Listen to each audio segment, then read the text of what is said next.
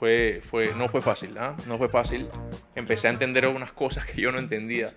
Alguien me dijo, mira, Eso es un mundo, la asamblea es otro mundo. la asamblea es La otro gente mundo. no entiende lo que es la asamblea.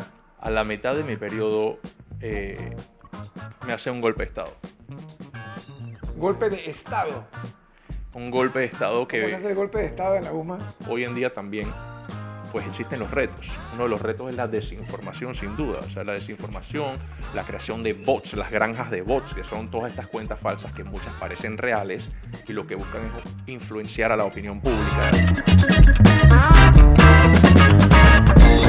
Así que vamos a darle hoy la bienvenida a Edison Brose, un joven político, líder, ambientalista, activista, no sé cómo más tú te describirías, pero creo que El calvo. el calvo, el calvo. Yo creo que todo el mundo que está viendo este podcast sabe quién eres tú, o por lo menos creen que sabes quién eres tú, porque muchas veces uno tiene la imagen de alguien de afuera, del exterior. Este más fue diputado, independiente, de los pelados, pero quizás no saben de dónde vienes, qué te llevó a donde estás. Muchas veces cometemos el error de pensar que una persona llega a donde está sin ver todo lo que esa persona tuvo que hacer para llegar o para lograr metas que vas a seguir teniendo en el camino, pero bueno, hasta ahora siento que a tu joven edad has hecho bastante, has logrado mucho. Gracias. Y empiezo por preguntarte, o sea, ¿por qué decides ingresar a la política? ¿Por qué decides estudiar leyes? Si esa decisión tuvo algo que ver con un deseo de la política, porque hay pelados que desde los 8 años quieren ser políticos. ¿No? Ese no era mi caso, pero hay otros que sí. Entonces no sé cuál de esos eres tú.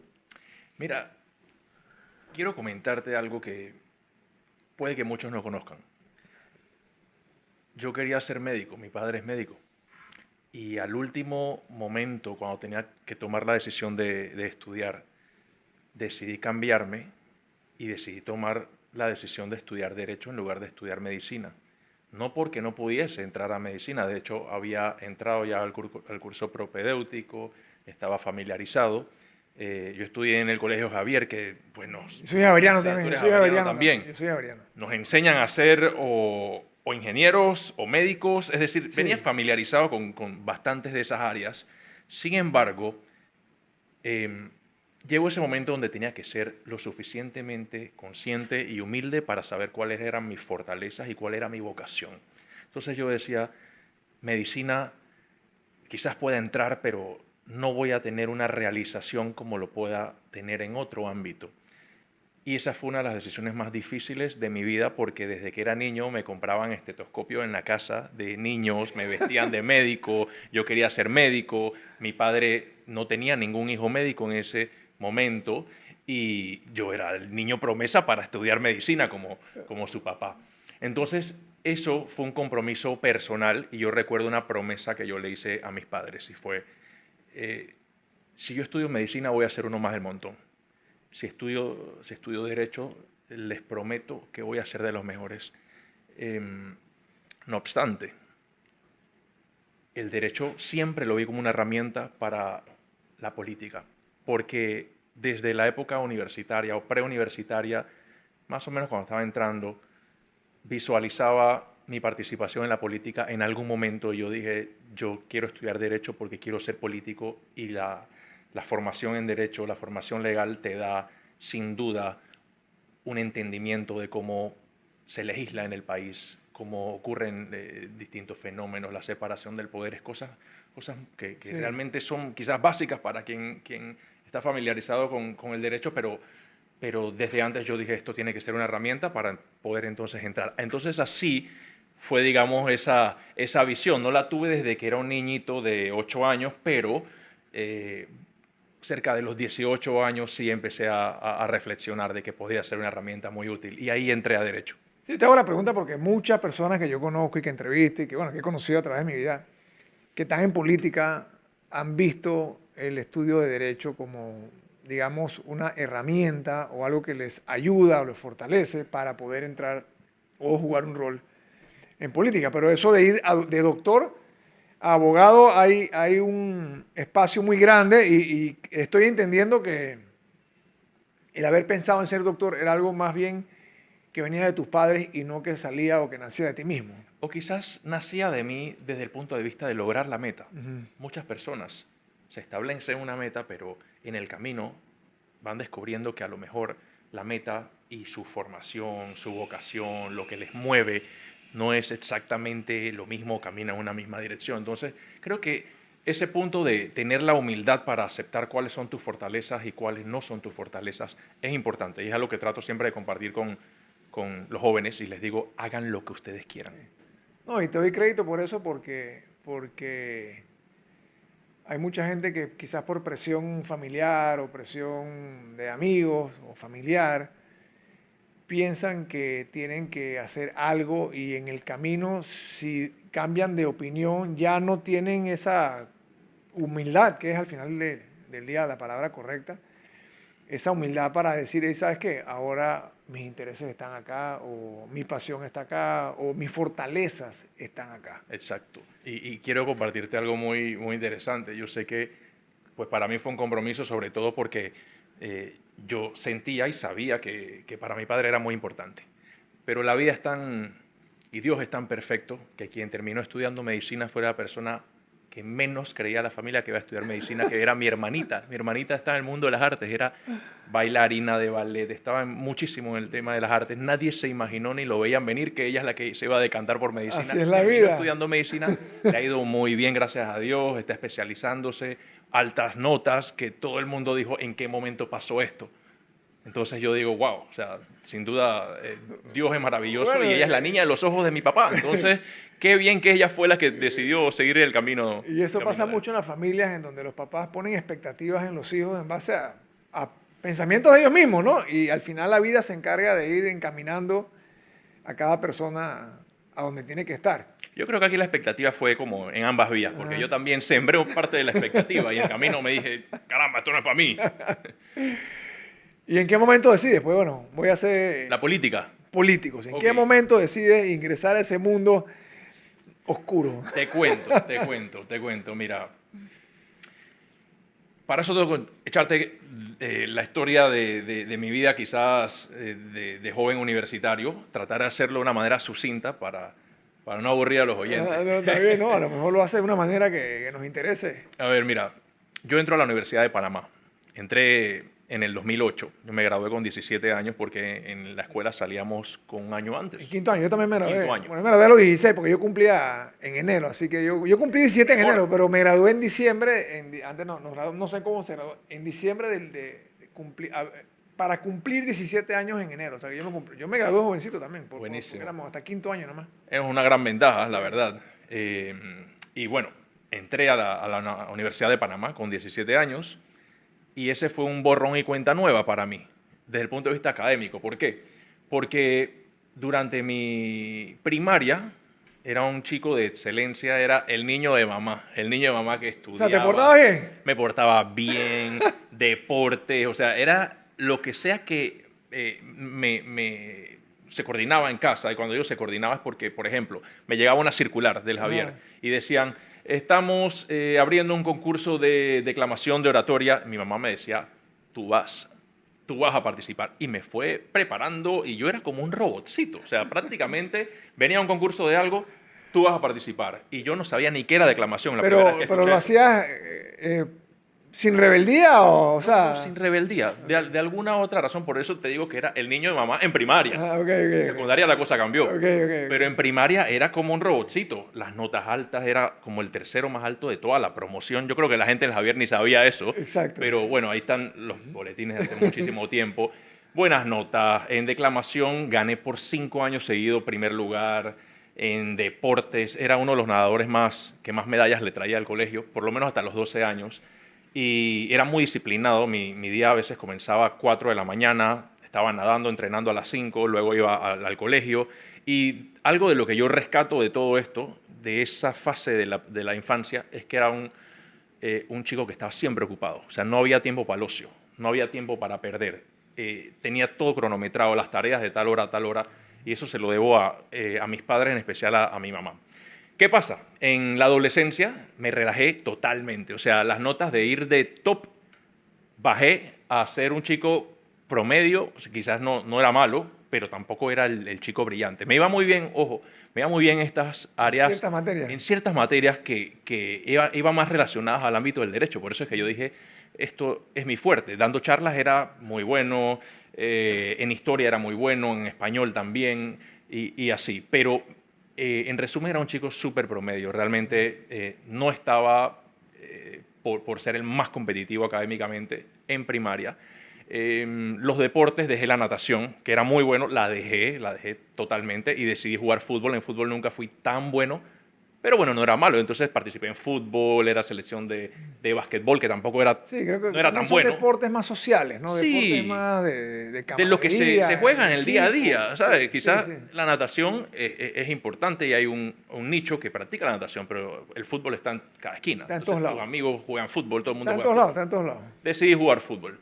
Las fiestas, las chicas, o sea, empecé a relajarme en la vida y bueno, jamás pensé hacer un cambio tan abrupto de tratar de rescatar ese joven que era un niño, que era de excelencia, traté de rescatarlo cuando entré a la universidad. Entonces hice un switch de tener notas así durante 5 años todo relajado, fiestas y tal, y cuando entré a Derecho dije, mira, o sea, ya suficiente, que tuve que hablar con mis padres, decirle que todo lo que se había creado de expectativa de estudiar medicina no va, así que no me puedo dar el lujo de ser un tipo más de la promoción. Entonces entré a Derecho. Y te pusiste las pilas Me otra puse vez. las pilas otra vez. Entonces empecé a tener notas altísimas, cuadro de honor, me gané una beca en el segundo año, tenía promedio máximo. Yo recuerdo en la Universidad de Panamá, apenas, o sea, en la Universidad de Panamá se pagaba en ese tiempo, creo que todavía, 27.50. Y si eres Sigma Lambda, no tienes que pagar nada. Wow. Entonces no pagaba nada tampoco de matrícula. Estaba bien y me sentía motivado. O sea, yo dije, oye, no me puedo creer que miro para atrás y es pura A. O sea, ¿en qué momento pasó esto? Yo veía eso como Eso pasa de cuando gente te pa' gusta, genios, cuando no te sé. gusta lo que estás estudiando y te gusta lo que estás haciendo. Sí, pero tú sabes que yo quiero compartirle. O sea, ni siquiera era que yo era un obsesionado con el estudio. Solamente había que estudiar.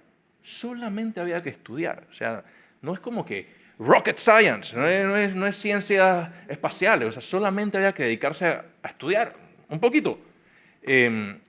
Cuento corto, me ganó una beca a los Estados Unidos y en ese momento, esa oportunidad de tuve un año en Alabama, un estado súper Alabama. El sur, papá. El sur, muy impredecible, pero fue muy especial para mí.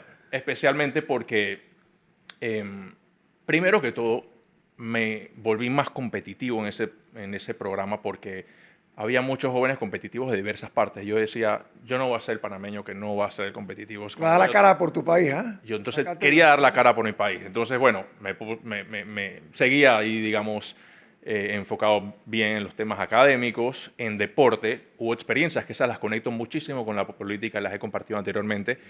En deportes yo, como me gustaba el fútbol, y llegué, y en la universidad donde estudiaba no había visto absolutamente nada de fútbol. Yo me compré una pelota y un día empecé a tocar como con 2 tipos de la India. Hey, ¿quieres jugar? Ven, vamos a tocar los 3, dale.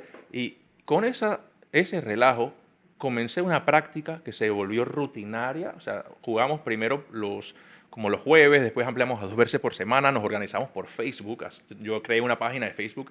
Cuento corto, recuerdo antes de venirme, contar un día, más de 50 personas con retadores, iban los vehículos, o sea, la gente con música y tal, los estudiantes, se volvió algo que la gente decía, la birria de los jueves, la birria de los jueves. Y cuando yo miro para atrás, yo dije, yo hice eso.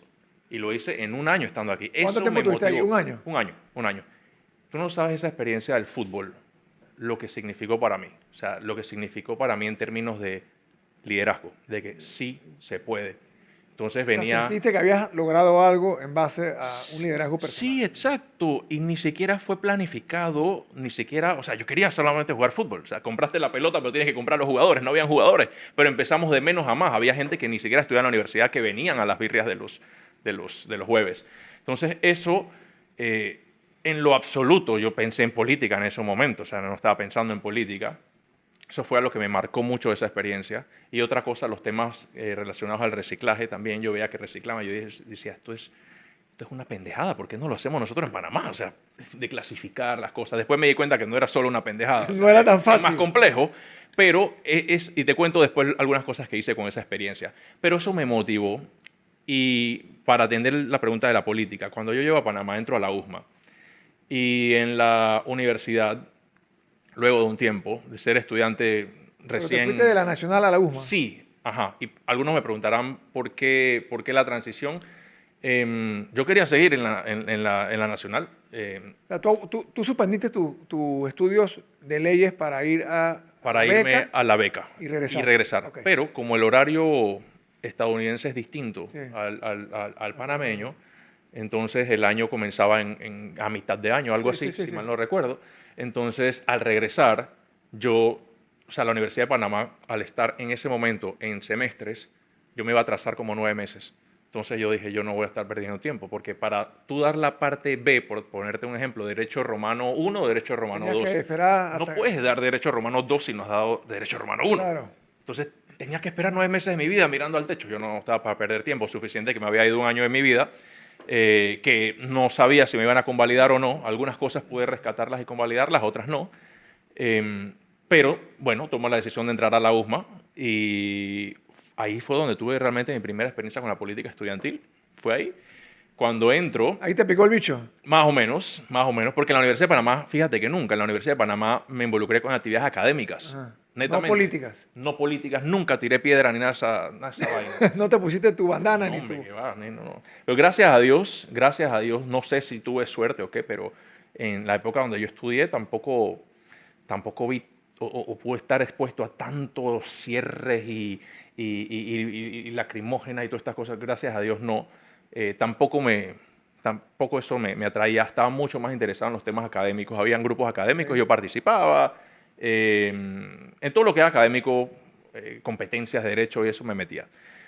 Entonces entro a la USMA y bueno, ahí me entra, digamos, la meta de la política estudiantil. Y yo dije, voy a proponerme una meta y es que quiero ser presidente de los estudiantes de Derecho. Y acababa de entrar. Y me acordé primero de que no hay imposibles, uno. Segundo, de que todo lleva dedicación, organización. Y me acordé de la experiencia del fútbol. Y yo dije, claro. bueno, vamos a empezar con la gente que esté. Y hablé, yo creo que manifesté públicamente entre los estudiantes que yo quería ser presidente de los estudiantes y tenía unas metas y tal. Y empecé a organizarme como con 4 personas. Había, que todavía se hace, le llaman la hora estudiantil, todos los martes a las 9 de la mañana. La hora estudiantil. En la hora estudiantil yo me reunía como con 4 personas y después con 10 personas. Y así fue creciendo. Cuento corto, logré ser presidente de los estudiantes de Derecho. ¿El año que llegaste? El año después, yo llegué como a mitad de 2011. El siguiente año. Más o menos como, sí, 2012 y la gestión comenzaba en 2013. Okay. Entonces, logré ser presidente de los estudiantes de Derecho. Logré ser presidente de la Federación de Estudiantes de la USMA, que también antes, porque todavía existe, creo que se llama FEDEUSMA. FEDEUSMA estaba compuesto por los presidentes de todas las facultades y de ahí elegían un presidente de FEDEUSMA. Y no fue fácil, o sea, ahí realmente yo empecé a entender qué era la política. Yo era un chico sociable, inocente en términos de la política, o sea, muy, muy idealista, siempre he sido muy idealista, que es bueno y a veces también pues Sí, a veces uno se estrella, ¿no? Pero... Sí, me da situaciones aleccionadoras, porque el idealista dice todo lo que piensa. O sea, yo digo todo lo que pienso. Y todavía, o sea, al momento sigo haciéndolo. Y hay veces que me dan unas paleras en las redes sociales, pero ¿sabes qué? O sea, yo digo, lo aguanto. O sea, yo tengo ideales marcados, digo lo que pienso, no me escondo.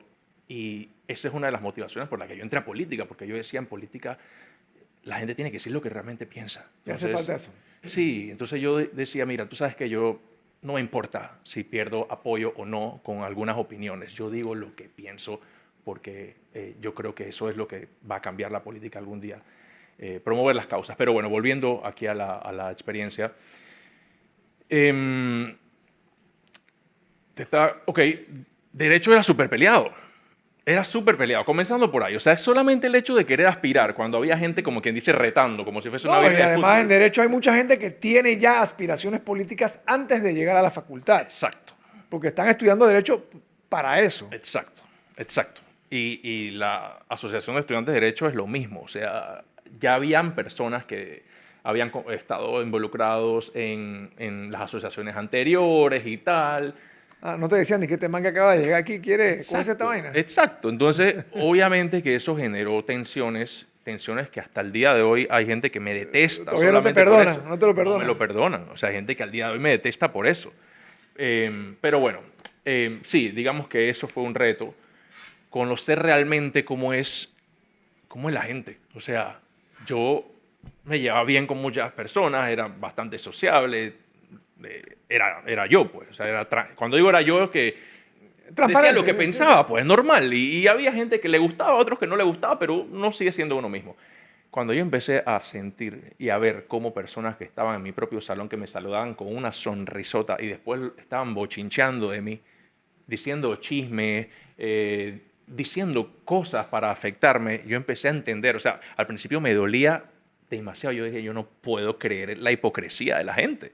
Que hoy te saludan con una sonrisa y mañana están dándote plomo a tus espaldas. O sea, yo empecé a entender bastante de cómo funcionaba eso, los juegos de poder, porque, o sea, quizás hoy se entiende un poco más los que hemos estado en la política, de ver cómo es ese mundo de los serruchazos y Sí, sí. los Es el día a día. cuchillazos por la espalda. O sea, Es el día a día. una cuestión horrenda.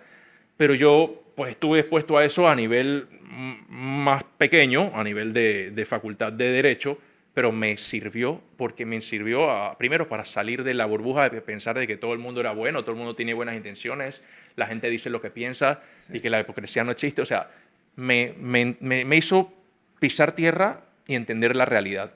Eso me dejó bastantes lecciones y bueno, no solamente eso, o sea, este cuento no termina aquí. Lo voy a tratar de resumir acá. Te lo voy a resumir un poco. Una de las metas, o mi meta principal, era justamente el tema ambiental, el tema de la cultura ecológica. Y mi meta principal era la cultura ecológica y en ese sentido fundé EcoUSMA. EcoUSMA al día de hoy todavía se mantiene, es el grupo ambiental de la USMA. Entonces hacíamos charlas sobre reciclaje, entre otras cosas. Tuve varios eventos, o sea, teníamos eventos súper seguidos. Una vez llevé junto a una ONG a un sobreviviente del Holocausto para que hablara con los estudiantes, seminarios, entre otras cosas, donaciones de libros, entre otras cosas que hicimos con los chicos. Al, a la mitad de mi periodo, me hace un golpe de Estado. Golpe de Estado. Un golpe de Estado ¿Cómo se hace el golpe de Estado en la UMA? Un golpe de Estado que tengo que ser muy quirúrgico en cómo lo voy explicando en estos minutitos. No, Voy a hacerlo más... me interesa saber cómo hace un golpe de Estado en la UMA. Bueno, fíjate, yo me llevé muchas lecciones de esa experiencia porque, ¿cómo te digo? Tuve choques con personas que en ese momento eran autoridades de la USMA, en ese momento. De la UMA. De la propia USMA, o sea, en ese momento. Y los choques eran, o sea, por asuntos como, por ejemplo, yo preguntaba dónde está el dinero de las asociaciones estudiantiles. O sea, eso era un tema ahí que... No querían, los temas que son tabú. Que no Temas quieren- tabú, pero bueno, cuento corto para no andar en eso, porque creo que la entrevista puede ser mucho más, Sí, sí, más sí, productiva sí. que todo esto. Hubo temas que mi idealismo quizás y de pensar de que uno puede tomar todas las batallas me hizo chocarme con la piedra cuando yo era el huevo, ¿sabes? Al punto de que eso fue fuerte. Pero te sacaron de presidente. De presidente, Ajá. cuento corto, o sea, hasta una demanda a la No universidad te creo. tuve. Y me restituyeron después de la demanda, sí. O sea, al final logramos las cosas bien. Pero el golpe, como tú le llamas, fue por parte de la propia universidad, de las autoridades de la universidad, Sí, lo que pasa de es la que facultad, pues. em, autoridades puntuales, que obviamente me reservaré los nombres acá. Bueno, Autor- aprendiste una lección Aprendí una dura. tremenda lección, pero la lección no era como que yo estaba promoviendo algo que estaba mal, simplemente como que, hey, elige tus batallas bien. Sí. ¿Cómo lo vas a hacer? Tienes que ser más estratégico porque primero no todo el mundo Sí, está no te puedes ir de dispuesto. frente, no te puedes ir de frente, no puedes Sí, asumir sí, sí, que todo el sí. mundo es justo y que la gente quiere hacer las cosas Claro, y bien. no solamente eso, o sea, cuando uno está en grupos, tú estás con grupos, estás, ¿sabes?, con equipos. Cada persona es una mente, cada persona ve las cosas distintas. Y si hay una batalla muy fuerte, en medio de la batalla puede La que gente un agarra a grupo su lado. agarra y dice, yo miro para otro lado, yo no sé nada, la gente se acobarda. Eso es, Sí, eso se es clave. acobillan, ¿sabes? La gente se acobarda. Entonces, caramba, en ese momento yo dije, bueno, voy y ¿qué lección me llevé? O sea, la lección y el aprendizaje, no es que yo lo que estaba promoviendo en ese momento, eh, relacionado a estos temas de las Sí, cuotas sí. estudiantiles, que yo decía, ¿dónde está ese dinero? Sí, no estabas haciendo nada mal, No pero está la haciendo nada mal. forma quizás. Sí, busqué firmas y todo, o sea, prácticamente ellos decían, este era un rebelde, ¿sabes? Vamos a echarnos este Un tipo. rebelde, hay que hacer algo, vamos a hablar con los pelados y tal, y tú sabes, en ese momento. Em, bueno, cuento corto, sí, eso pasó, eso me dejó a mí, Y a profundas. pesar de eso, seguiste interesado, o quizás hasta más interesado No, en la pero es que política. eso fue un motor, porque fue un aprendizaje muy, muy fuerte de cómo puedes lograr tanto éxito y por razones, ya sea en este caso exógenas o Sí. lo que sea, te puedes caer o te pueden tumbar y puedes pisar fondo. O sea, sabía lo que Buen era aprendizaje y temprano en la vida. temprano en la vida, pero muy doloroso a esa edad, Claro. porque, o sea, la gente decía, ¿qué pasó? Entonces, entre toda la guerra y eso, había como un acuerdo de que ella que ya deja de estar comentando los detalles de todo esto, y entonces la falta de decir la información generó desinformación, porque la gente decía, no sabemos lo que está pasando. Como pasa en Y en todo. el no sabemos lo que está pasando, se generaron mil y un chismes de todo, pero bueno, fue una etapa muy, muy difícil porque yo ahí entendí también de quiénes son tus amigos. O sea, hubo un momento, en ese momento, donde habían personas, profesores, o sea, no querían estar cerca mío, después de que me amaban, ¿me entiendes? Tenía buenas notas, siempre tuve buenas notas. Lamentablemente así es la política. Sí, sí, la política en general. Lamentablemente. En general, en general, en general. Pero no, yo hasta hoy no había entendido que se extiende a ese microcosmo de facultades de derecho en donde pueden llevar diferencias a un nivel de tratar de tumbar a un presidente de la Asociación de Estudiantes de Derecho. O sea, O sea, me parece. pasó y pasa a todos los niveles porque Sí, al sí. final somos seres humanos. Entonces, seas estudiante, estés en la política grande, creo que afloran también los intereses de cada uno, los juegos de poder, entre otras cosas. Pero para cerrar, digamos, con El capítulo. ese capítulo fue muy aleccionador en ese sentido, porque me enseñó a ser quizás un poco más estratégico en cómo escoger mis batallas, cómo escoger las batallas, a ser un poco más estratégico, saber de que tú puedes ser muy idealista, pero los que dicen que están contigo, muchos se acobardan en el camino, después la gente empieza, unos a hablar unas cosas, y mira cómo es la vida, después muchos, tanto de los que se prestaron para algunas cosas, o sea, me los he encontrado en el camino. ¡Ey, qué buen trabajo! Como si nada, como si ¡Wow! nada. Me encanta y tal. Y no, Por también, dentro tiene que ser. y no, y también me he encontrado de los que esparcían los chismes y las cosas. O sea, no que me los he encontrado, porque honestamente, o sea, ya yo cerré ese Pero ¿cómo usas ese aprendizaje para después decir, venga, yo voy a correr para... Tú fuiste primero suplente, ¿no? suplente. Sí, sí, sí, sí. Ok. En ese momento, y creo que me he extendido bastante en esto porque esa experiencia me marcó más desde el punto de vista de aprendizaje, de dolor, de sufrimiento, que yo creo que el resto de mi vida política. O sea, yo estuve como suplente, estuve como diputado principal. Sí. Nunca nadie me había humillado tanto como fue esa experiencia. Pero hay algo que yo tenía siempre presente y es mi fe. Soy un hombre que cree en Dios. Eres hombre de fe. Ok. Mucha fe. Creo en Dios y todos los días, orando de rodillas, yo decía, Dios mío, yo estoy pasando eso, tú sabes que yo soy inocente. O sea, tú sabes que todo lo que están hablando, que todo eso es falso.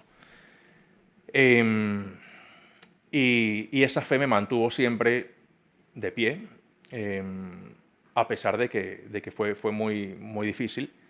Y cuento corto, me restituyeron, yo terminé graduándome y quiero dejar muy claro que ese conflicto fue con personas puntuales. No con De la ese momento, universidad como no tal. con la universidad. No con la yo institución. amo la universidad. Voy a cada rato a dar charlas y tal. Yo realmente tengo una excelente relación con ellos. No es la universidad, fueron personas puntuales que ya no están. Pero me marcó para siempre mi vida política, entendí, aprendí y todo. Y me sirvió profundamente. Entonces, ¿cómo es la vida? Que un año después entré como diputado suplente y algunos a lo mejor se preguntarán, listo, ¿cómo Ahora, entras ¿cómo a la tomas esa política? decisión? ¿Quién te viene a buscar? ¿Por qué dices, acá voy a ser diputado suplente? Te cuento, ¿Qué te motiva para...? Lo voy a mencionar porque así es la vida, tú sabes.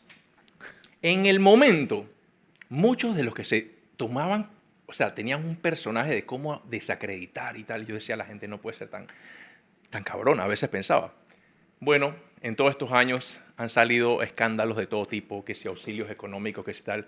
Muchos están... Muchos están uno tras otro, uno aquí, uno acá, uno acá, uno acá. Yo honestamente me da exactamente igual, yo pasé ese capítulo, pero yo digo, y siempre lo he tenido presente, Dios pone todo en su lugar. Así mismo es. Y la transparencia siempre a pagar. Quizás sea difícil ser transparente y decir lo que tú piensas y lo que sea, o a lo mejor más fácil estar hablando de los demás. Siempre todo sale. Yo decía, yo apelo al tiempo. Que me pasó esta experiencia brutal. El tiempo pone todo en su lugar. Pone todo en su lugar. Y a veces de maneras inimaginables. O sea, yo no tenía la más mínima idea que iba a estar en la política. Había gente que en ese momento, había gente que decía en los pasillos, wow, ese pelado tenía tanto potencial como político. Y qué lástima lo que le pasó, y etcétera. O sea, ya te daban por hecho, ya que estabas... Ya daban por listo, enterrado, ¿sabes? ya. Enterradísimo. Tenías como 20 años, ¿sabes? Se jodió el calvo. No estabas ni calvo todavía, ya sabías jodió el calvo. No estás calvo todavía. No estás calvo, tenías cabello todavía. Pero, wow, qué experiencia, Rómulo. O sea, qué experiencia de verdad. Pero bueno, entrando a la política. Yo tenía algo muy claro. Que una persona, como es mi caso, que yo pues no vengo ni de una familia política, tampoco mis padres son millonarios, son personas de la clase media, trabajadora, no tenían ningún tipo de contacto. Yo tenía siempre como que lo entendía que la política en Panamá era o contactos o billetes. O sea, una de las dos yo digo, coño, no tengo ninguna. Pero tenía como una ilusión, una esperanza. Y la esperanza era que cada una de estas pequeñas experiencias, porque así como tuve esa, tuve otras en el ámbito comunitario, fundé una organización ambiental en ese tiempo, implementamos reciclaje en varios puntos. Yo decía, todo esto quizás me acerque, y la práctica a lo mejor de alguna manera me acerque como a la política, porque yo decía, o sea, si no puedo conseguir, por ejemplo, un empleo por contactos, porque no tengo ningún contacto, a lo mejor me vuelvo tan bueno que alguien me ve y dice, hey, tú eres bueno. Por mérito, claro. Por mérito. Y eso es muy importante. Y el tema del mérito, sí, qué bien que lo mencionas, es como una especie de estandarte de las cosas que me gusta promover. El mérito. Esfuérzate para lo que sea que quieres. Nada regalado, todo con mérito. Gánate las vainas. Gánatelo. Nada regalado. Gánate las cosas. Entonces, en ese sentido, como quería ser político, tenía mi sueño vivo, dije, bueno, quiero ganar experiencia en alguna campaña. Y recuerdo una vez que estaba en una, ¿cómo se llama? Un desfile de Navidad. Estaba un desfile de Navidad. En ese momento no habían independientes, no había ni un diputado independiente ni nada. Yo tenía como 22 años. Y conocí a un diputado que era un diputado actual en ese momento. Él no es diputado ahora, pero era diputado en ese momento. Él es diputado de un partido político. Entonces yo lo conocí. Era el único que quizás conocía porque lo conocía de la televisión. Él salía mucho en televisión y tal. ¿Quién era? Era Quirós. Quirós, Eduardo. Quirós, Luis Eduardo. Entonces yo lo conocía de la televisión y yo le di la mano, hey, ¿cómo estás? Mira, mi nombre es Edison y quiero involucrarme en tu campaña. O sea, como un voluntario. Sí, o sea, sí. Y yo, nuevamente, quería ser voluntario porque yo decía, quizás esto es lo que me acerca a que alguien me descubra, decía yo. como los talentos pues, en el fútbol y eso. Estaba haciendo tu trabajo. Y él dice que sí, claro, ven. La cosa es que yo más que un voluntario de solamente entregar suéteres o lo que sea, yo quería ser un voluntario intelectual también, porque ya me había formado de manera autodidacta. Tú sentías que tenías mucho que aportar también. Sentía que tenía mucho que aportar del punto de vista intelectual, intelectual y tal. Entonces yo recuerdo que yo estuve un fin de semana entero, completo, o sea, le dediqué más de 6 horas sentado frente a una computadora. Y tengo de testigo a una exnovia que es una gran amiga mía, que a lo mejor puede que vea este podcast, que ya estuvo conmigo en todo ese momento. Y me puse a redactar una estrategia de lo que él necesitaba para poder lograr su reelección. Cuento corto, yo decía, este man necesita una figura joven, una figura de Juan Díaz. Yo soy de Juan Díaz, vengo de Juan Díaz. Claro, claro. Y o sea, una persona que lo complemente. O sea, después de todo el análisis, yo sentí que eso era lo que yo sentí. Soy yo mismo, ¿sabes? Pero yo no lo tenía planificado. Te lo puedo prometer que yo no tenía eso planificado. Simplemente yo dije... Pero la conclusión era que él en ese momento necesitaba a alguien con tu perfil. Con mi perfil. Porque eso es lo que lo iba a complementar a él para poder ganar. Y no estaba... O sea, esa carrera no estaba fácil. Él estaba compitiendo, siendo una persona que ya había sido diputado, estaba compitiendo con alguien, tenía el desgaste político y estaba compitiendo con gente nueva, o sea, no iba a ser fácil. Yo decía, esta es la fórmula que lo puede ayudar a él. Y yo fui donde él y dije, hola, ¿qué tal? Mira, quiero proponerte que yo sea tu suplente. Entonces este man sabrá que chucha, este man ayer me estaba diciendo que quería estar... Ajá, quería ser voluntario, lo acabo de conocer, le di la mano, ¿qué pasó con este pelado? Pero yo le digo, te voy a explicar por qué. Yo estuve como 2 horas, saqué un tablerito, mira por esto, San Francisco, Juan Díaz, Río Abajo, todo un examen prolijo de la situación política. Y él me dice, mira, o sea, ya yo tengo previsto una persona para suplente, pero lo que me estás diciendo tiene mucho sentido. Y no te voy a decir que sí, pero tampoco te voy a decir que no. Wow. Déjame pensarlo. ¿Qué pensaste en ese momento? Yo decía, bueno, yo no sé, o sea, yo siento que es lo que él necesitaba. Bueno, me fui para mi casa, yo no supe más de él. O sea, al final, eso del volanteo, eso nunca lo hice. Ajá. Nunca lo hice porque, o sea, nunca lo hice antes de. Me fui para mi casa, no supe de él como en un mes. O sea, no supe más nada de él. Ni de voluntario, ni para nada. Nada. Entonces, un buen día, recibo la llamada. Edison, ¿dónde estás? Quiero hablar contigo. Yo, dale, reunámonos. Y cuando nos reunimos, me dice, mira, ahora yo quiero pedirte a ti que tú seas mi suplente. Yo dije, wow. Entonces, no tienes idea, o sea, yo hice mi maquinaria juvenil, los chicos. O sea, aportaste de verdad. Sí, claro, aporté con trabajo, o sea, organizándonos, caminábamos en unas horas, él caminaba en otras. La cosa es que ganamos justamente por un porcentaje con el que yo estaba clarito que era el que podíamos ganar.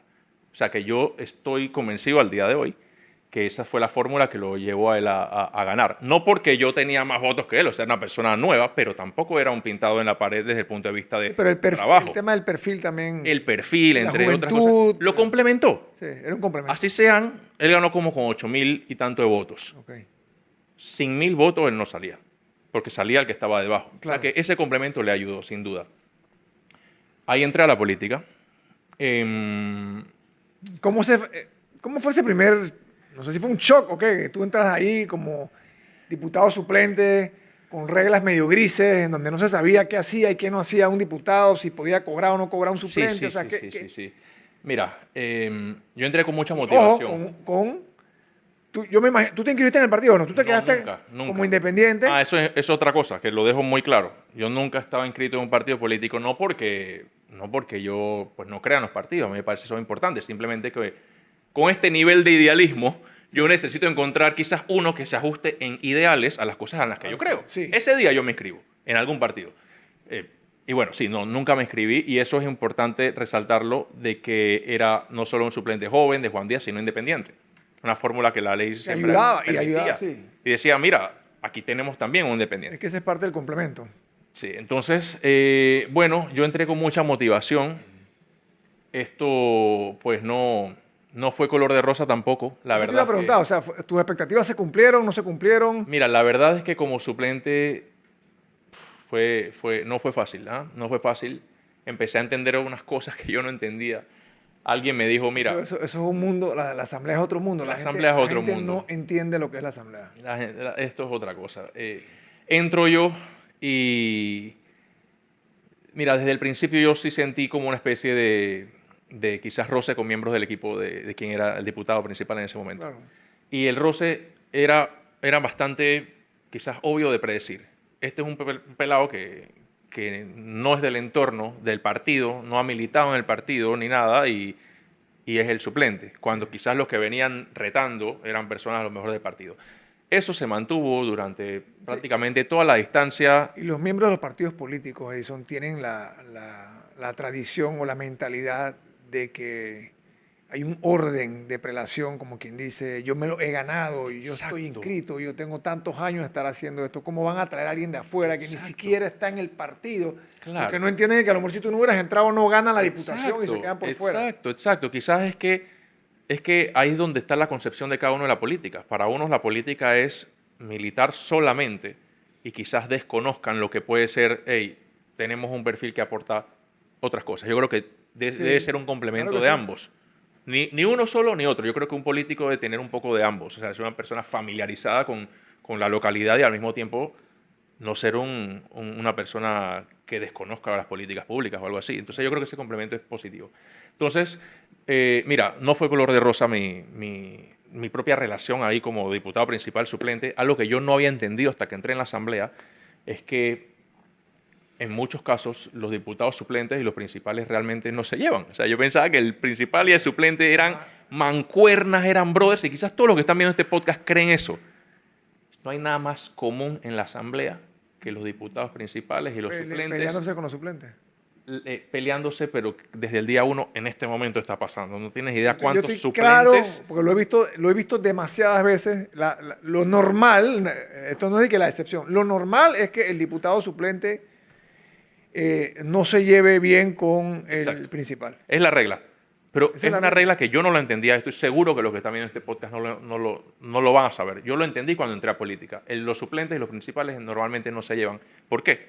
Suplente que empieza a brillar, el principal, si tiene intención de reelegirse, le va a tratar de cortar la El cabeza. principal lo ve como una amenaza desde el día 1. Desde el día uno. Me dice, me ayudaste a llegar y ahora tengo que matarte. Exacto. Así funciona. Es muy Me triste. ayudaste a llegar y ahora tengo que matarte políticamente. Esa fue una de las ingenuidades que también fui, digamos, Aprendiendo. Está bien, despojándome está bien. de las que me fui despojando en el camino porque yo no lo entendía. Yo entré súper ilusionado, Rómulo, ilusionado, sentía de que prácticamente iba a ser como... Ibas a cambiar el mundo, ¿ah? Iba a cambiar el mundo y que iba a ser como tener una especie de mentoría, pues. Sí.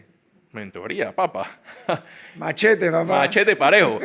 Pero más que todo, o sea, viendo todo en retrospectiva, también la gente que rodea, en este caso al diputado, o sea, esa gente estaba todo el día...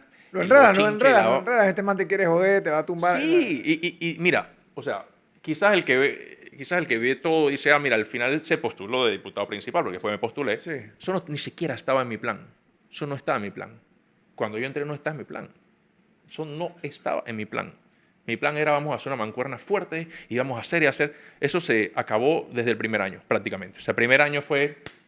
La es el realidad. resumen de todo, la realidad. Entonces, Ok, y estando ahí esos 5 años, ¿en qué momento dijiste que, chuleta, ¿sabes qué? Yo voy a correr en la te próxima. cuento. Voy a correr en la próxima. Fue tan engorroso ese primer año que yo decía, yo me siento que estoy perdiendo mi tiempo. Fue engorroso. ¿Te habilitaron en los 5 Me años? habilitaron en algunas ocasiones, pero y de igual manera siempre había como una... Un roce. Sí había un roce que yo honestamente lo dejo muy claro, no tengo nada en contra de No, es un de buen- Quirós ni es de un nadie. buen O sea, tipo, es un buen tipo. sí, yo no tengo cero inconveniente. Yo paso la página. Yo paso la página completamente. Y yo dije, yo estoy perdiendo mi tiempo. ¿Y qué hice? Me fui a estudiar. Ya te voy a comentar de eso, pero antes no voy a dejar de compartirte que fui presidente de los diputados suplentes en ese momento. 23 años tenía. Fue una experiencia brutal, enriquecedora, una hazaña política seria. A mí me ha tocado reunirme varias veces con con el grupo de los diputados suplentes, ¿no? Esos tipos tienen su propia agenda, sus propias preocupaciones, y claro, siempre se sienten un poco maltratados, para no usar otro término, por el principal, ¿no? Que no nos dejan actuar, que no nos habilitan, que no estamos recibiendo ningún tipo de recursos. O sea, hay un sentimiento casi que constante del grupo de los suplentes, ¿no? Y cuando viene la época de política, también uno va, si el principal está con este candidato, entonces tú vas a buscar suplente para que esté contigo. O sea, es una vaina como que demasiado blanco y negro, ¿no? O sea, como que tú acá y yo acá. O sea, él va para allá y el otro va para acá. Y es lamentable, Sí. porque en lugar de... Y no trabajan juntos, no trabajan juntos. Sí, o sea, en lugar de que las discusiones sean de políticas públicas... Ahora, hay excepciones, ¿ah? Pero la regla es la Sí. que estamos describiendo tú y yo aquí. Sí, total. Eso es muy lamentable. Pero bueno, sí, mira, fui fuiste a presidente de los suplentes y me fui a estudiar. Y quiero dejar muy claro, resaltarlo con mayúscula, en negrita, lo que sea. Yo me fui a estudiar con una beca del gobierno británico que se llama la beca Chevening. Sí, la Es chica. una, Yo sé es cuál una es. beca, no es... No es un auxilio no es- económico. no es un auxilio económico que, ojo, o sea, los que se han ido con un auxilio económico, pues si se lo han ganado y lo han hecho por mérito, belleza. Si no, y se ha sido por palanca política, pues del palo que le han recibido, pues lo merecerán. Sin embargo, no es mi caso y lo dejo muy claro porque se generó una leyenda urbana. No, a yo me raíz acuerdo de eso. cuando salió el verguero del auxilio económico, a ti te trataron de meter ahí. Me trataron, o sea, de Por meter política, antes, durante... por Sí, la política, política. por política. La política te fabrican historias, cosas que realmente no fueron. Bueno, yo decía, esto aquí no me está ayudando a crecer. Apliqué una beca, me gané la beca, gracias a Dios, y me fui a estudiar políticas públicas en la Universidad de Oxford. Por un año. Estuve un año, pero estuve un poquito más. Ok. Y dejo algo también bastante claro. Yo suspendí todos mis pagos de suplente. Cuando digo pagos es porque el suplente no recibía salario, pero recibía, ellos le llamaban, eran emolumentos. Sí. Eran como 2 emolumentos que recibía todos los meses. Yo suspendí eso. O sea, pedí licencia con sueldo, que fue una odisea que me dieran. Querían dar esa licencia. La licencia no me la querían dar. No me la querían dar para joderme. A joderte. Para joderme. No me querían dar mi licencia sin sueldo para que yo me fuera cobrando. La cosa es que, bueno, gracias a pa' Dios, joderte, Dios pa' es joderte. grande. Era para joderme. Dios es grande, me dieron mi licencia sin sueldo, me suspendieron mi sueldo, mandé cartas a todo el mundo, a Contraloría, a todo, por favor, suspéndame este cabrón sueldo, ¿sabes?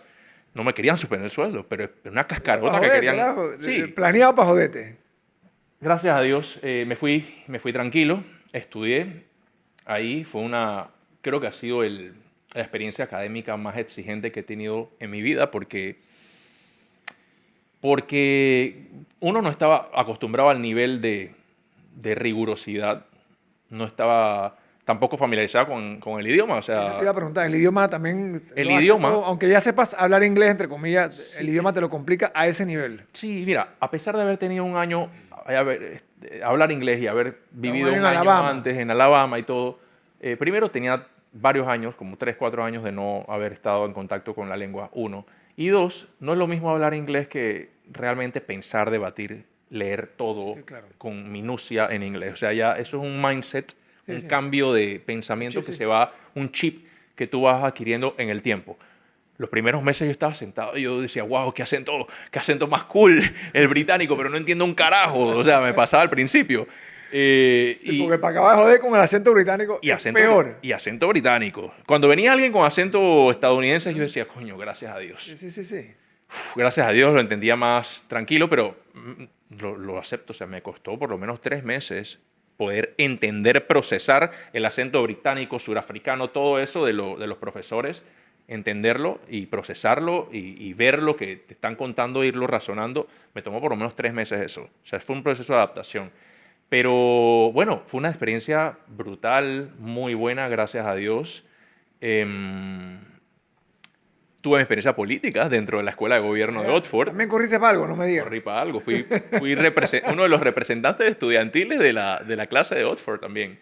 Que me sentí muy contento de esa buena experiencia. Y mira, fíjate que al día de hoy, de los graduados de ahí, son pocos los que han estado, digamos, en cargos públicos de elección popular. Ajá.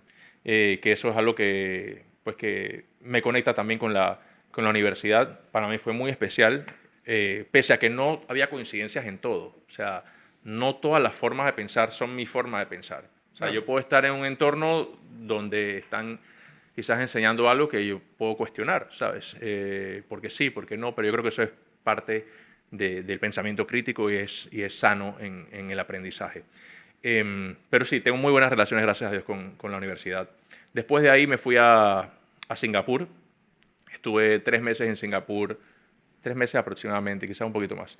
En Singapur, en una especie de intercambio profesional, teníamos que hacer nuestro summer project en cualquier lugar, así uno como lo diseñaba. Como parte del programa. Del programa de Oxford. Entonces, mi summer project fue en Singapur, con el gobierno de Singapur, entendiendo al gobierno de Singapur en las distintas áreas que yo fui, digamos... Eso te encantó, me imagino, ¿no? Me fascinó. Ese o sea, es tu tipo de gobierno, ¿no? mi tipo de gobierno es ese gobierno, duélale a quien digo, duélale a quien le duela.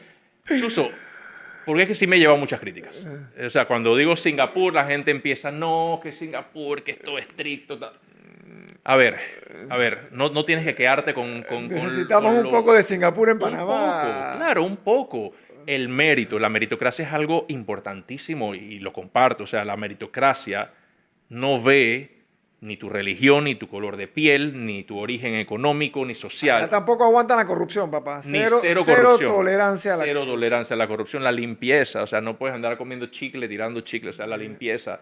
Es simplemente un lugar donde las cosas funcionan. Entonces, esa experiencia a mí me gustó. Tuve la oportunidad de reunirme con personas del servicio público, cada uno en áreas, en seguridad, en medio ambiente, en economía, y entender cómo funcionaba realmente un país donde las cosas realmente funcionan.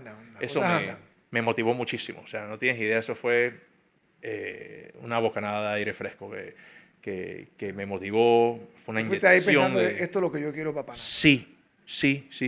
Y fui pensando eso, pese a que yo todavía no me había establecido la meta de postularme para diputado. ¿Todavía no sabías que ibas a tirarte para diputado? No, sabía que en algún momento, no diputado, yo decía, en algún momento voy a entrar a la política, pero no lo tenía previsto. Cuando yo llego, yo recuerdo algo que hoy lo veo y lo veo con satisfacción. Yo apliqué a la beca Fulbright en ese momento y yo tenía un plan A, B y C. El C era correr para diputado, no era el primero. El primero era una empresa ambiental. O sea, decir, podemos hacer una empresa con el medio ambiente, porque me apasiona mucho el tema, todavía me gusta. Sí, tú eres un apasionado del medio ambiente. Sí. Entonces, quería mi experiencia como empresario en términos de empresario de desarrollo sostenible, ambiental. La meta B era presentar mi candidatura a una beca, la beca Fulbright. Y la C era postularme para diputado. Apliqué a la Fulbright y ellos hacen una selección antes de entrar a la universidad y tal, en ese momento, y me la gané, me salió. Y como el 2019 era una fecha que para poder repetirse tenían que pasar 5 años, donde yo dije, ¿sabes qué? La meta A y B las voy a poner en pausa, ¿sabes? Va la C para arriba. Va la C, lo voy a intentar. Y te digo que hoy lo miro porque yo leí la aplicación a esa beca después de muchos años y una de las metas que yo tenía al regresar de la beca era hacer una firma de derecho. Y eso es justamente lo que yo hoy hice. O sea, Dios me ha cambiado los planes de una manera... El orden de los planes me los ha cambiado de manera inusitada. Yo no me veía yo me veía postulándome para otro cargo y siguiendo mi carrera política, pero pues me ha dado un giro que me ha permitido cumplir metas que yo ni me acordaba que yo tenía, ¿sabes? Yo no me acordaba en ese momento, cuando veo para atrás, en la aplicación yo digo que mi meta era hacer mi propia firma de derecho. Entonces, bueno, eso es algo que ya estoy haciendo hoy, quizás hablamos más adelante de eso. Ahora quiero que me expliques un poco de eso. Entonces, sí, me postulo a diputado. Decides independiente. Postularte como independiente. Mantenerme independiente. Me mantuve independiente. De las firmas. Sí. Comencé con 2 personas, yo y uno más. Un buen amigo que lo estimo mucho, lo quiero mucho. Comenzamos caminando solos. A veces eran las 12 de la noche nosotros tocando puertas buenas. Solo, sin plata, sin nada. ¿Cómo te fue en el proceso de la firma? De los que consiguieron firmas. fue duro. Fue duro porque cuando yo arranqué como con 2 años antes. Las firmas ahora, la última vez duraban 1 año. En ese entonces duran 2 años. Y yo empecé solo. Empezar solo me hizo darme a conocer muchísimo en la comunidad porque pasó como 6 meses donde no habían otros candidatos buscando firmas. Casi que hiciste una campaña de 2 años. Sí, Pre- una pre-campaña, Sí. pero tenía cero, o sea, yo no tenía plata, o sea, y caminaba con una persona. Entonces, eso me ayudó a compensar que cuando salieron todos los otros candidatos, ellos salen, digamos, una turba de gente a hacer campaña Sí, en tiempo limitado, con de la mucho forma dinero, muchos tradicional, activistas, todo. de la forma tradicional. Y me había ayudado ya a haber conseguido firmas de antemano, o sea, ya había podido conseguir firmas, pero yo quedé segundo en la recolección de Quedaste firmas. segundo, ok. Quedé segundo en la recolección de firmas, pese a que cuando arrancaron todos los que arrancaron ya yo llevaba como 1000 y pico de firmas. Pero es que yo no entendía lo que era una maquinaria política cuando te sueltan 30 activistas, Empiezan a buscar sí. empiezan a buscar firmas, o sea, yo con 1000 firmas Ajá. quedé segundo, imagínate tú, o sea, quedé segundo y como a poquito de que me dejaran fuera, me iban a dejar fuera, yo tuve que, no tienes idea las peleas que yo tuve, que yo sentía algunas manos ahí haciendo Manos negras, cosas. es que créeme que sí. siempre hay manos negras, sobre todo los partidos políticos tratan Sí, de sí, sacar a un candidato independiente que le vean algún tipo de futuro o que sientan que puede quitarle la curul. Sí.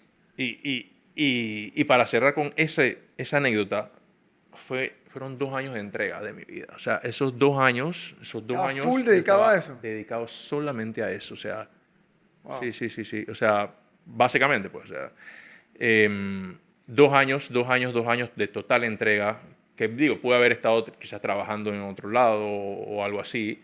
Estuve entregado, pero eso me ayudó a conocer las necesidades de mi circuito, a conocer a las personas y tal, y a darme a conocer, obviamente. Y antes de tomar esa decisión, yo dije, mira, las campañas de diputados, yo sé que eso cuesta hasta gente que se gasta $1.000.000 en una campaña de diputados. Yo no tengo dinero, pero tengo todo lo demás. Y eso fue, así me sentí antes de tomar la decisión. Yo dije, no tengo que contratar asesores que me digan cómo tengo que vestirme. ¿Lo haces tú mismo? Lo hacía yo mismo. No tengo que decirle a nadie que me haga el discurso, lo hago yo mismo. No tengo que hacer esto. Yo dije, o sea, ahí está el dinero que no tengo, ¿sabes? Quizás no tengo el dinero, pero tengo esas otras cosas. Si tienes el conocimiento, tú mismo lo El tenías. conocimiento. Entonces yo dije, esto también es como si fuera el dinero. Así que vamos con todo, vamos a darle y yo sé que eso puede hacer la diferencia. Al final, esa elección logré ser uno de los diputados del circuito con cerca de 11.000 votos, cerca de 12.000 votos, perdón, selectivos. O sea, yo era solito. Sí, usted no estaba en lista. Yo no estaba en lista. En lista, para los que quizás no entienden, en lista es que el voto que le das al número 5, al 4, se le cuenta al que tiene más votos y así. No, yo estaba solo. O sea que fueron casi 12.000 personas que dijeron, vamos a votar solamente por este chico. Pero bueno, se logró y yo sigo escuchando los mensajes que daba, las entrevistas que daba hace 5 o 10 años y realmente en cuanto a principios y todo, o sea, soy la misma persona. Pero tú llegaste a la asamblea, con 28 años creo que tenías, ¿no? 27. 27 años, Sí. en el año 2019. Yes. Entonces, eras uno de los 4 independientes, ¿ok? Se creó la famosa bancada independiente, que siento yo que revolucionaron la política en Panamá. Eran pocos, pero hacían ruido y estaban muy claritos en lo que querían. Estaban muy claros en cuál era, digamos, una misión, porque yo creo que el que votó por ustedes en el 2019 querían algo de ustedes y creo que lo cumplieron. O sea, ustedes 4 hicieron el trabajo al que fueron. Así es. Tú decides no ir a la reelección. ¿Ok? Sí. Yo voy a correr para alcalde. Así Tomaste es. la decisión en ese momento. Así es. Esos 5 años de diputado, o sea, ¿cuál fue tu mayor logro? ¿Tú sientes tu Sí, mayor sí. logro? Porque tú luchaste mucho Sí. por temas ambientales, luchaste mucho, bueno, siempre has sido, yo siento que tú eres una persona,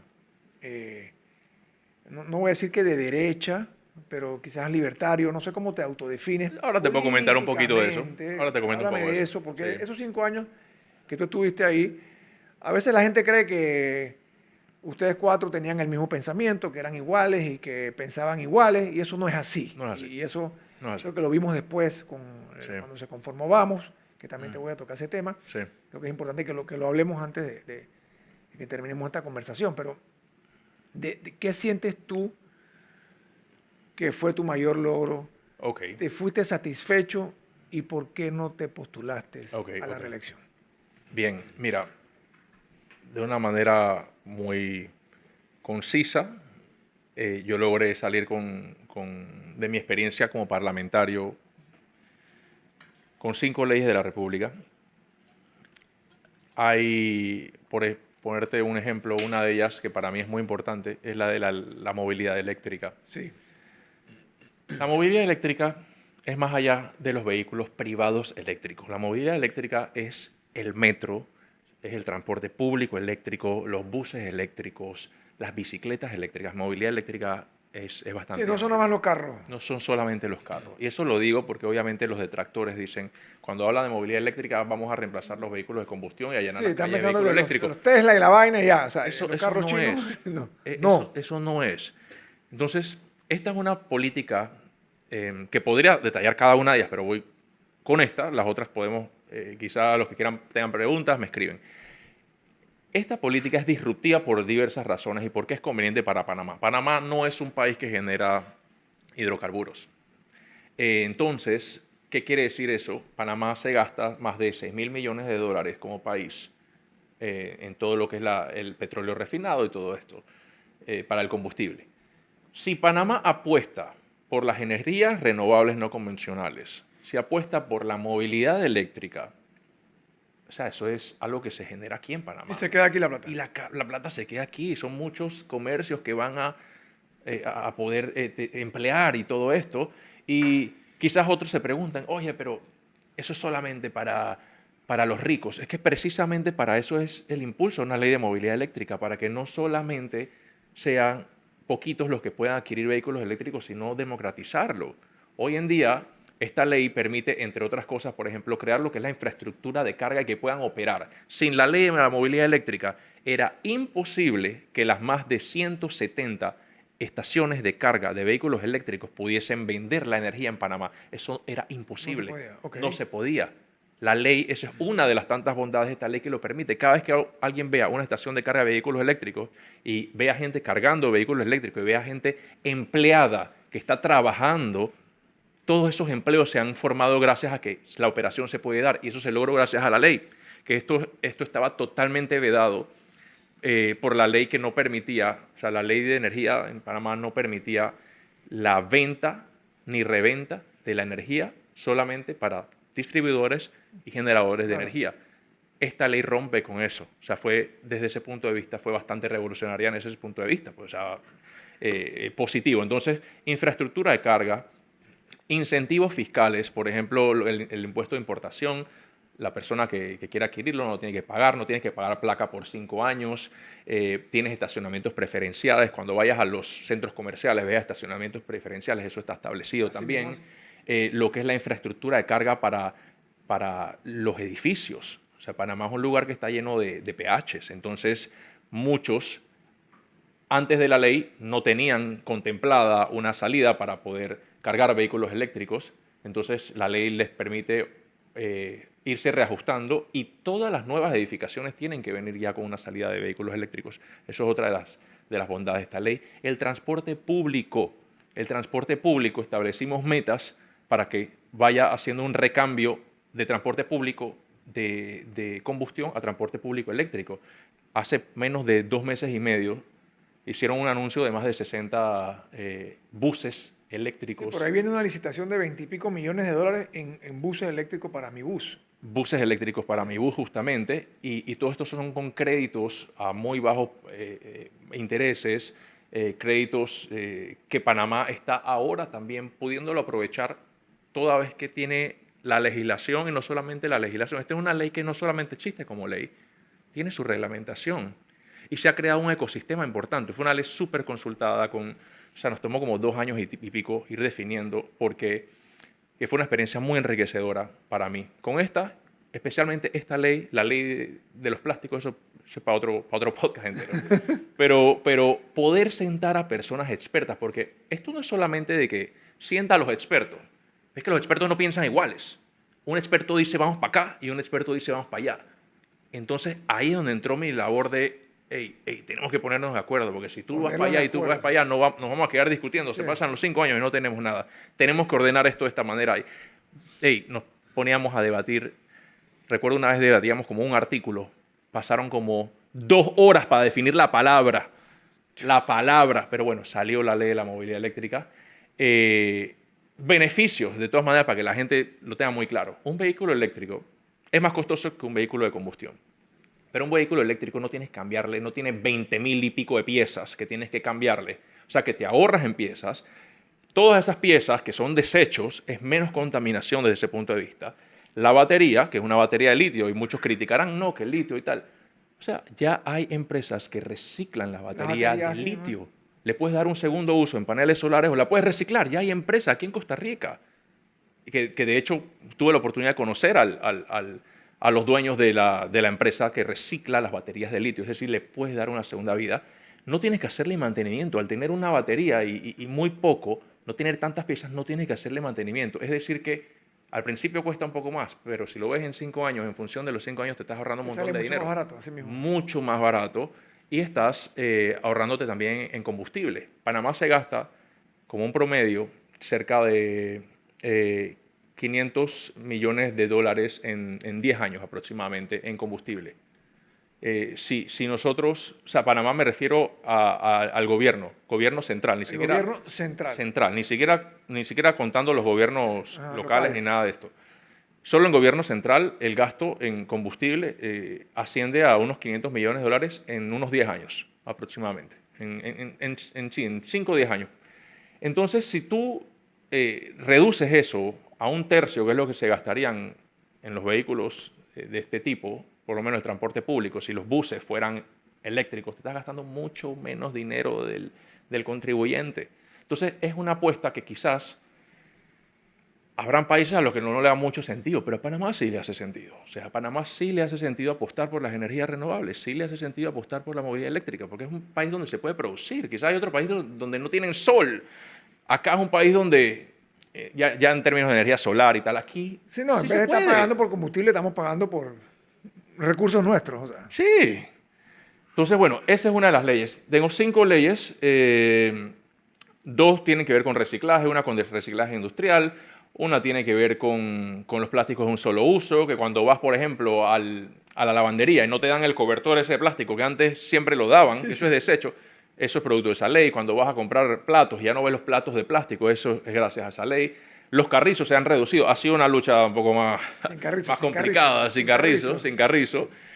Hay menos carrizos. Los revolvedores de café, pero mucho enfoque en temas ambientales, Edison. Sí, bastante en términos de desarrollo sostenible, bastante en ese ámbito, porque esa fue, digamos, la agenda con la que yo entré, agenda personal con la que yo entré, porque yo decía, esto hace falta en Panamá. Y cuando yo entré, yo me estaba rifando mi candidatura por andar con agendas ambientales. Pero esa agenda es una agenda muy que apela mucho a los jóvenes también, ¿no? O sea, que yo creo que tú te enfocaste también en eso.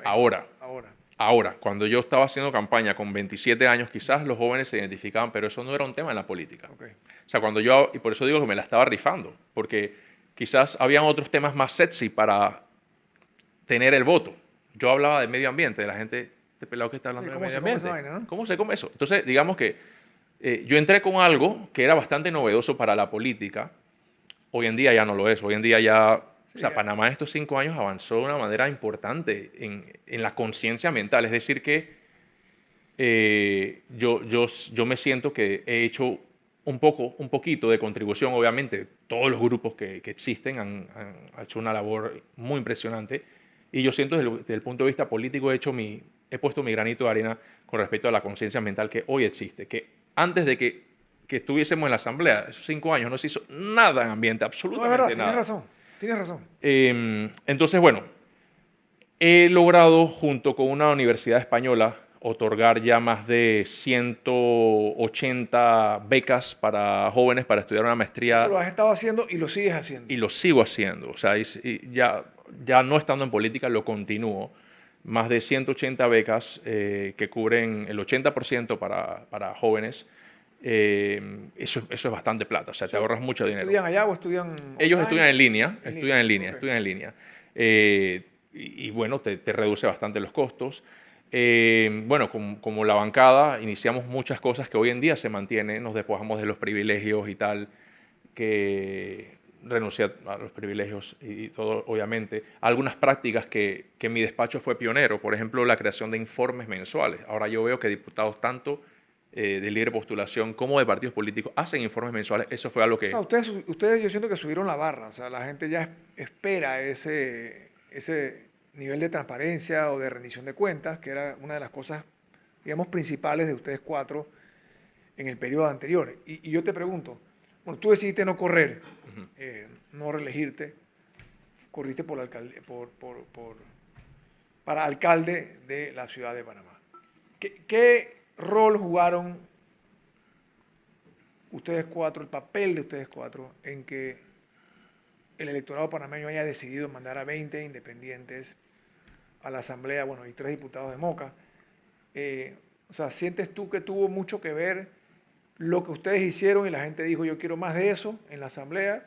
¿O sientes que fue un desgaste y un voto anti partidos tradicionales? Porque hay personas por las que votaron que el que votó no sabía por quién estaba votando. Tú estás claro, ¿no? Sí, O sea, sí. que todavía no saben por quién votaron, ni se saben el nombre de la persona por la que votaron. Habían candidatos de la coalición Vamos que se habían retirado a la carrera y los fueron a despertar el día que ganaron la elección. Hey, ganaste la elección. Y él dice, no, pero si no estaba corriendo. Bueno, pero es que estabas en la papeleta. Entonces, o sea, ese balance entre el rol que ustedes cuatro jugaron y que mucha gente dijo, hey, yo quiero más de eso en la asamblea, y el desgaste de la clase política tradicional o de los partidos tradicionales, el rol de Juan Diego y Gabriel Silva en la coalición Vamos. O sea, ¿cómo tú conjugas todo eso para llegar a donde estamos hoy? Sin duda hay un poco de todo lo que mencionas, tanto desgaste de los partidos tradicionales como la figura de los independientes y el rol que jugamos durante esos últimos 5 años antes de la elección. Eso tuvo mucho que ver. Y algo también que yo considero que es un factor importante, la conexión con la juventud. ¿Qué pasa? Cuando yo era un pelado, yo apenas conocía a uno que otro político porque salía demasiado en televisión. Sí. O sea, si no salía mucho en televisión no tenía idea quién era. Porque los políticos eran una generación completamente ajena a la mía. O sea, si yo veía a una persona de 70 años en la política, ¿tú crees que un pelado de 18 años quiere estar viendo lo que hace No ese? sé. Quiero meter en la ecuación esa, para que lo metas en tu análisis, el rol de las redes sociales Sí, dentro de todo este movimiento. sí, sí, sí. Entonces, en el punto de la juventud conecta. O sea, cuando tú ves una persona de tu generación en un ámbito con el que no estabas familiarizado, eso te conecta. Y es por eso que hoy muchos jóvenes ya pueden mencionar al menos 1, 2, 3 diputados. Quizás hace 10 años la gente no sabía ni quién eran los diputados de su propio Es circuito. que no se identificaban Menos con se esas figuras. identificaban. Entonces, eso sirvió porque hizo que el voto joven también fuera más participativo, pienso yo. Yo creo que eso fue un componente interesante en la política. Y las redes sociales. Las redes sociales que sin duda hacen que más personas estén conectadas y personas de todas partes. Y para mí, durante esa gestión política, fue un instrumento muy importante para mapear necesidades. O sea, yo utilizaba las redes, me enteraba de absolutamente todo lo que pasaba con las redes sociales. O sea, qué está pasando en el pueblo más chiquito de esa comunidad. O sea, me enteraba de todo porque la gente con un solo mensaje te llega y te muestra lo que está pasando. O sea, es una herramienta súper poderosa. Sin embargo, hoy en día también pues existen los retos. Uno de los retos es la desinformación, sin duda. O sea, la desinformación, la creación de bots, las granjas de bots, que son todas estas cuentas falsas que muchas parecen reales y lo que buscan es influenciar a la opinión pública. Y es como que alguien sube un suéter y te caen al instante 100 bots diciendo, ese suéter no me gusta. Entonces, la persona, pienso yo que El que no es bot, se deja influenciar por los el otros que no 100. es bot se deja influenciar. El suéter está malo. Entonces ya tú ves una mezcla de bots y ves una mezcla de gente real influenciada. Entonces, eso sin duda juega y significa un reto en la política y en mucho hoy en día porque hay mucha manipulación también con eso. O sea, las redes sociales son importantes, pero es tan importante que en esta época de tanta información la gente no esté tan desinformada. O sea, que es importante que haya más educación al respecto para que las personas puedan distinguir entre lo que es un sesgo y lo que es comentarios espontáneos. Sí. No, y yo siento que con el tema de la inteligencia artificial eso va a empeorar en la próxima campaña. Va a ser peor. Porque Exacto. van a haber ejércitos de bots tratando de, como dices tú, influenciar el voto en base a información falsa o completamente falsa. Y Esa los es una videos. realidad. Sí, Y los viene. videos. Te hacen un video con tu propia voz y todo. Vos, créeme que de aquí a allá te van a hacer video con la cara igualito. O sea, vas a Igualito. ser tú hablando como ellos les dé la gana que hablen. Sí, Entonces, sí, ese sí. es un reto que tenemos en el mundo, no solamente aquí en Panamá, Exacto. pero que viene. Viene. Entonces, llegan estos 20 diputados independientes. Primero, antes de hablar de eso, ¿cómo sientes tú que fue tu campaña para alcalde? ¿Qué crees tú que hubieras hecho diferente? O sea, Mira, fue una buena campaña, la verdad. Yo decidí postularme y cuando decidí buscar firmas fue todo un reto porque paralelamente yo continuaba siendo diputado, por lo que cumplía con mis tareas como tu trabajo, diputado. Yo no me ausentaba de mis tareas para estar en política, ni buscando firmas, ni nada de esto. Entonces, fueron años muy, muy duros. Fue un año, el año de recolección de firmas fue un año muy sacrificante. Dormía muy poco, quizás no me alimentaba exactamente igual, los ejercicios tuve que suspenderlos, trataba, pero era mucho más costoso, porque fue un año muy, muy, muy difícil. Pero bueno, clasifiqué en primer lugar con las firmas y todo. La campaña, pues, la campaña fue un fenómeno, muchos candidatos, mucho dinero también. Entonces, cosas que siento que caracterizó mi campaña, fue una campaña austera. Mi campaña costó menos de $100,000 y tú que eres político y conoces también de los gastos en... sí, eso no es O nada. sea, una campaña de representante. No, $100,000 para la capital no es nada. $100,000, hay representantes que se gastan $100,000 en campaña. Sí, claro. Diputados, casi todos se gastan más de $100,000. Yo para alcalde me gasté menos de $100,000, logré casi 140,000 votos, que eso, como lo he dicho anteriormente, o sea, hemos tenido alcaldes con menos de 140,000 votos que han sido alcaldes. Entonces, y la diferencia fue una diferencia de un 5%. Entonces, ¿qué faltó? Bueno, sí faltó dinero. No voy a menospreciarlo. O sea, para mi gusto, yo siento que ojalá la política no costara tanto. Hay mucho clientelismo, Edison, lamentablemente. ¿no? Pero el Lamentablemente. dinero que faltó no fue... a mí no me faltó el dinero en clientelismo, me faltó dinero quizás en... Organización, ok. tener a la gente cuidando el voto, porque... Claro, bueno. A ver. Estructura. Estructura. Quizás muchos se preguntarán, oye, eso es demasiado dinero. Sí lo es. ¿Qué es lo que pasa? Cuando tú estás en una elección, tú necesitas tener personas vigilantes, o sea, que estén observando cómo se da el proceso electoral. Si no tienes esas personas, cualquier cosa puede pasar. Lamentablemente todavía tenemos ese tipo de falencias. Es una democracia donde no te puedes ir a dormir y desconectarte de los votos porque cuando llegas te han robado la elección. Lamentablemente funciona así. Eso es algo que es triste porque, a ver, eso aumenta los costos de la política sin duda. ¿Por qué los aumenta?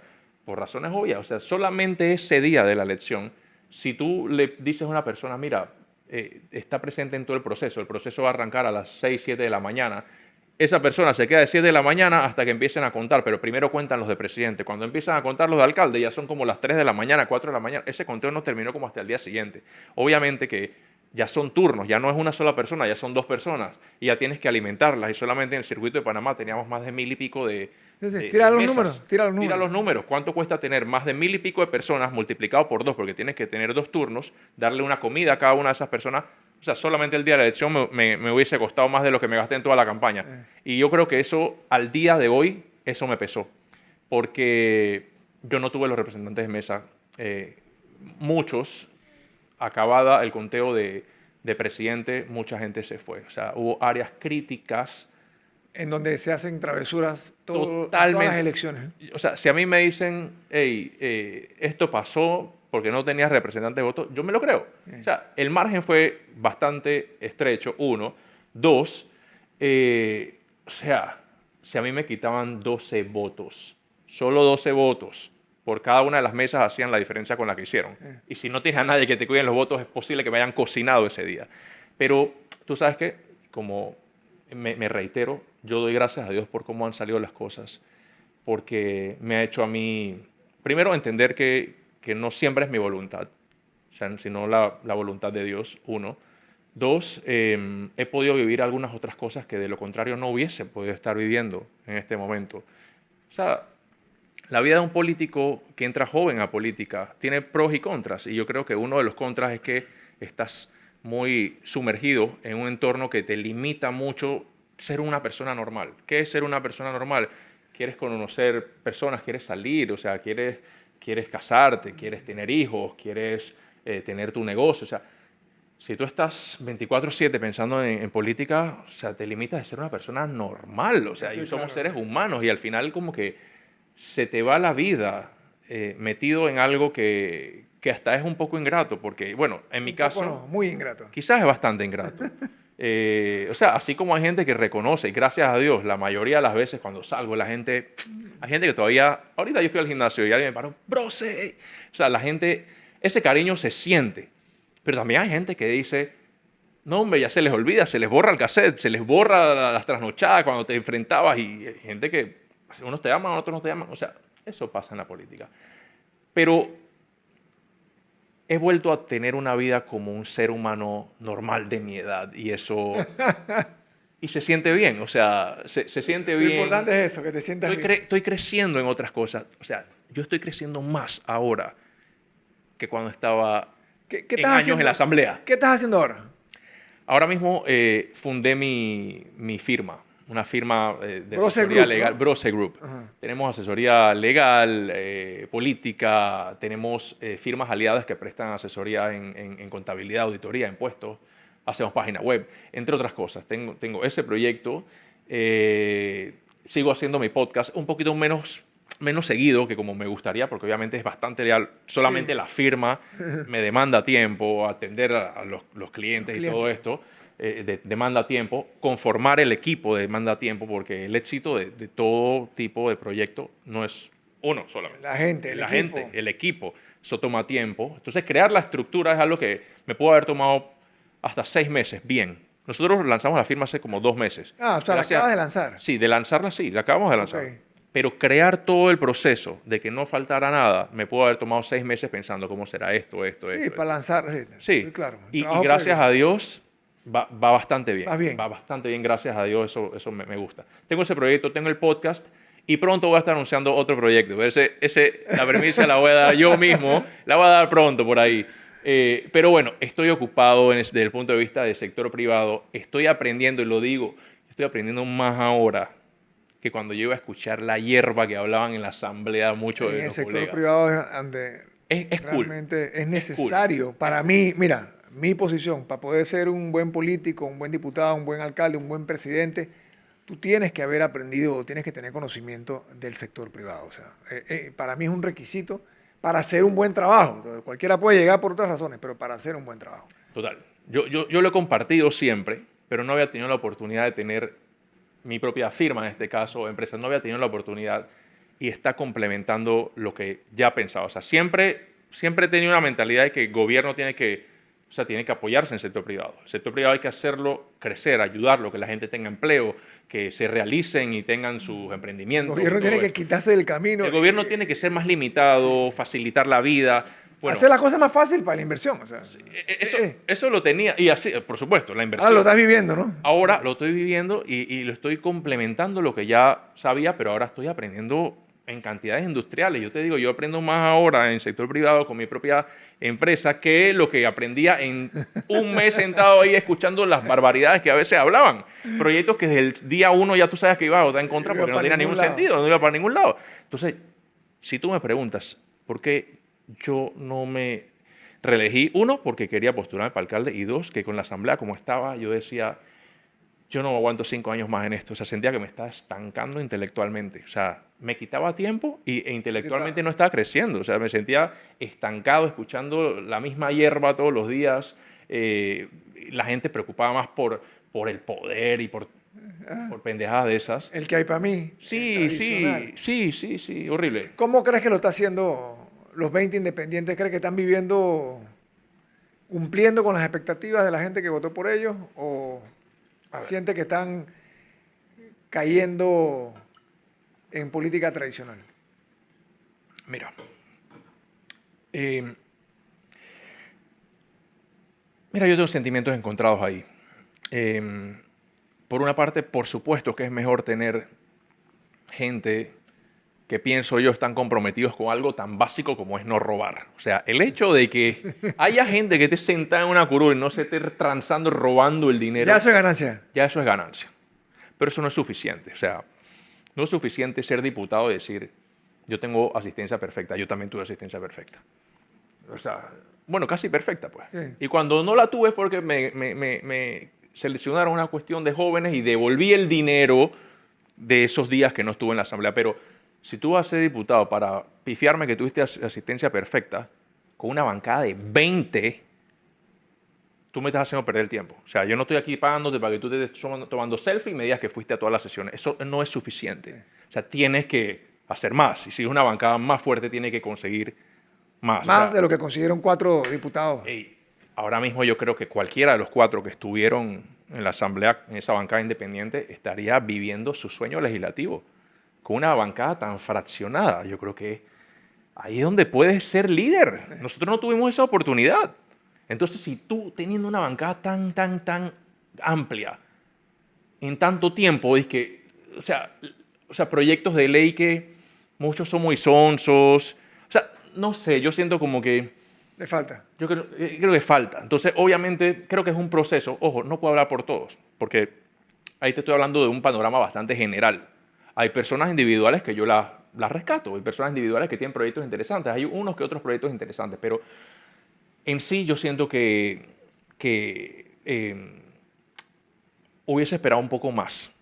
Va un año, ojalá esta curva de aprendizaje los haga ir con todo en este segundo año, pero ojalá que no se distraigan en la taquilla, las fotos y las tonterías. Eso no nos cambia la vida a nadie, ¿sabes? Está clarito. Entonces, yo creo que la vara está aquí.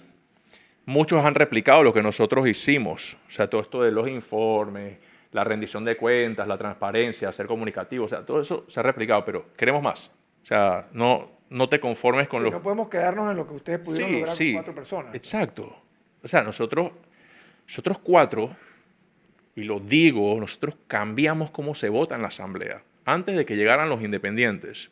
Y esto formaba parte yo creo que de los discursos de cada uno cuando estaba haciendo campaña. Yo lo decía, me quejaba, tengo hasta programas ahí donde yo decía, ¿cómo es posible que aquí no se sabe cómo votan los diputados?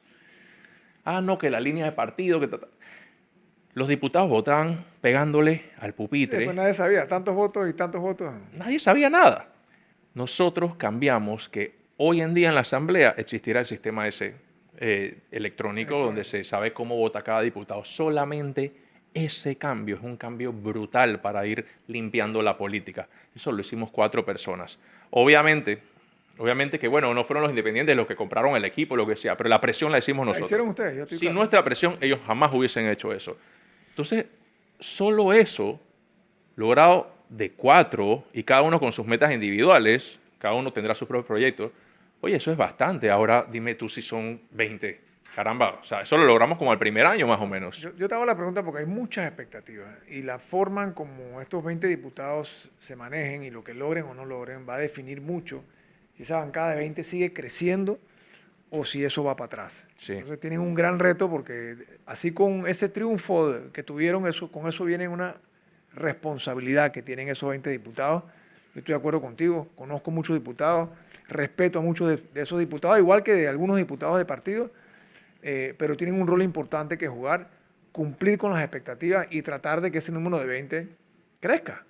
Prepararse para los debates, eso que estás mencionando. O sea, tienen que, o sea, todas las selfies y todos los videitos y todo eso, en los proyectos más importantes, brillaron por su ausencia. O sea, Claro, porque hubo votos a favor y en contra. En este caso, los que votaron en contra, vi varios que se manifestaron porque a mí me hubiese gustado que los que votaron a favor hubiesen dicho, yo voté a favor por esto. No es que ninguno lo ha hecho, hay unos que lo han dicho, pero con el mismo afán con el que están haciéndose la selfie y hablando de otras cosas, hagan eso mismo y explíquenle a la población, hey, qué es verdad y qué no es verdad. Sí, porque se necesita más información. Se necesita más información. La ley de la caja es un ejemplo de lo que tú estás dando. Yo creo que la ley de la caja es el Seguro Social, en donde hay mucha gente que votó a favor.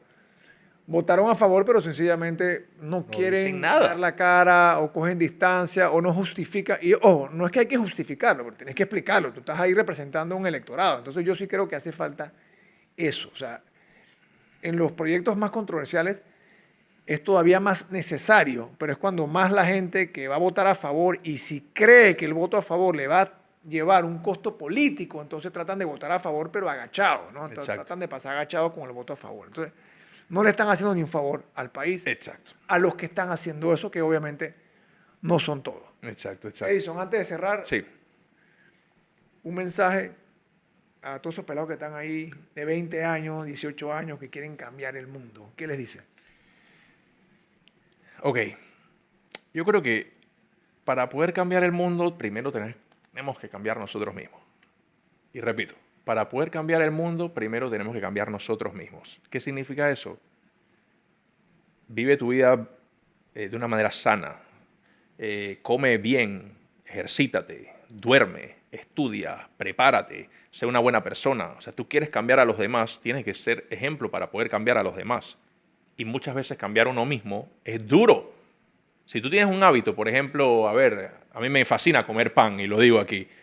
Yo lucho con el pan, y no es una batalla de que la gané un día y ya la gané por siempre. No, todos los días estoy haciendo mi esfuerzo para no comer más de lo que debo, porque sé que me podría llegar a afectar en la salud o algo así. Eso es el primer paso para cambiar el mundo, cambiar nosotros mismos. Cambiar uno mismo es duro. Primero cámbiate tú, y después, cuando tú cambias a una persona, ya tú estás empezando a cambiar el mundo después. 1, 5, tal. Así es como vas dando esos primeros pasos para cambiar el mundo. Gracias, Edison, por este tiempo que hemos tenido aquí para compartir.